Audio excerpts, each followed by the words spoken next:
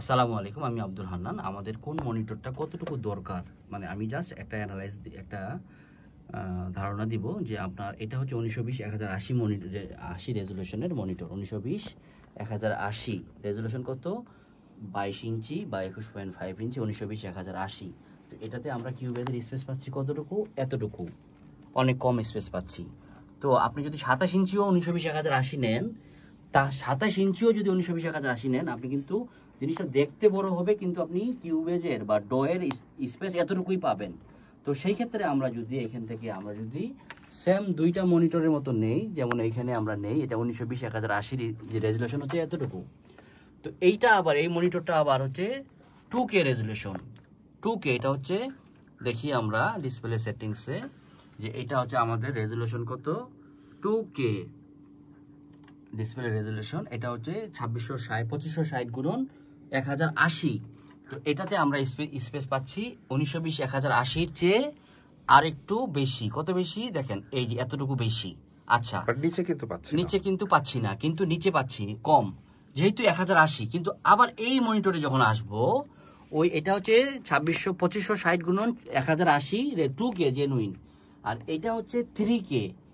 3K বলতে বোঝাচ্ছে এটা রেজুলেশন কিন্তু 3440 গুণন 1440। তো এটাতে যেটা হয়েছে সেটা হচ্ছে, আমরা এখানে দেখি যে এইটা কিন্তু উপরের রেজুলেশন যেটা সে অতটুকু।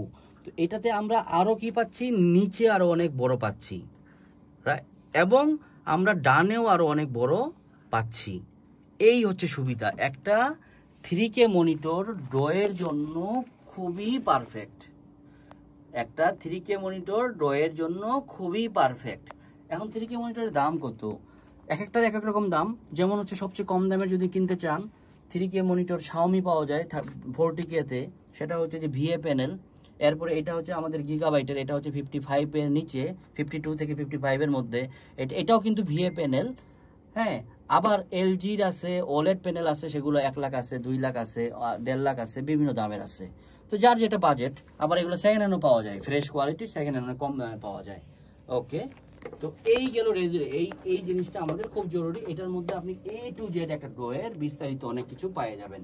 এটা সব ডোগুলাতে পারফেক্টলি পাওয়া যায়, এবং আমার কাছে খুবই মানে বিজ্ঞানসম্মত লাগে এই ডো।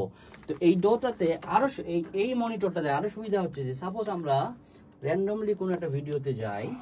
তো ভিডিওতে গেলে আমরা সাপোজ হচ্ছে যে আমরা দেখি যে কোনো একটা ভিডিও সাউন্ড ছাড়া, এই যে এই বেশিরভাগ ভিডিওগুলাই কিন্তু এরকম ফুল স্ক্রিনে থাকে, রেজুলেশন আলাদা এরকম থাকে। যদি এরকম না থাকে, অনেকগুলো আবার চাপানো থাকে। সাপোজ এটা চাপানো আছে কিনা জানি না, এটাও কিন্তু ফুল স্ক্রিন। এটা কি ইয়ে করে স্ট্রেস করা আছে? না, স্ট্রেস করা নাই।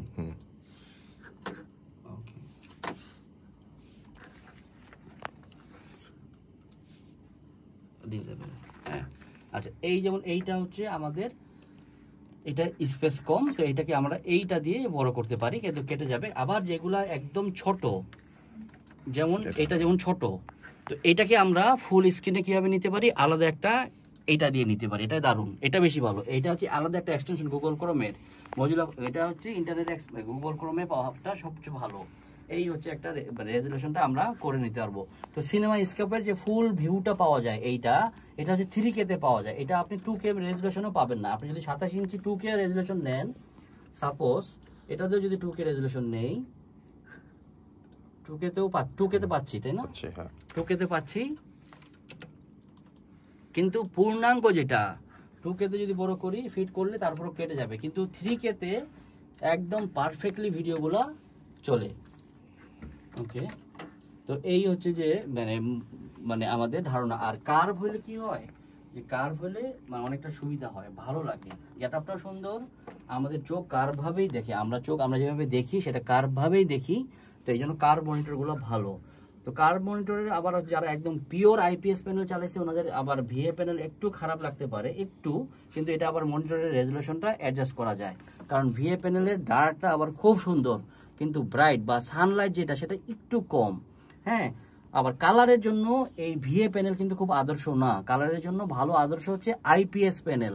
আবার আরো ভালো হচ্ছে যে ওগুলো হচ্ছে প্রো সিরিজের মনিটরগুলো, যেগুলো দেখতে মানে আপনি দেখবেন না ভালো, কিন্তু এটাতে আউটপুট যেটা দিবেন সবগুলো মনিটরে ভালো আউটপুট আসবে, এই হচ্ছে ব্যাপার মনিটরের।